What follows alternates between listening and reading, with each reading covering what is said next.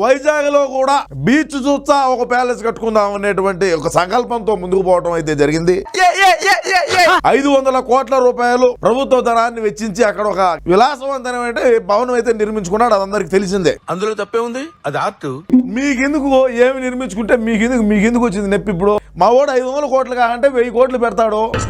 అమ్మ పంతులు మన దగ్గర గుడిసే దేశాలు కూడా ఉన్నాయటి. అవునయ్యా, 7 బ్లాకులు కాకంటే 14 బ్లాకులు కడతాము. నీకు వచ్చిన బాధ ఏంది? లేకంటే 11 బ్లాకులే కట్టుకుంటాము. అందుకని 7 కడతాం. ఏమి ఇప్పుడు చింత చెట్టు కాడ ఉన్న చింతామణి నీకు చింతకాయ తెచ్చినానే చింతామణి. ఏ ఊరినైనా మీది? బెడ్రూమ్ లేక మీ కెమెరా ఎత్తుకొని మీరు చూపించావా రాష్ట్ర ప్రజలకు? బాబు నాయనా చిట్టి కన్నా నీకు దండం పెడతాను. సరే, ఏదో తండ్రి లేని బిడ్డ ఒక కొంప కట్టుకున్నాడు. 500 రూపాయలు అంటున్నా. 500 కోట్లే కదా.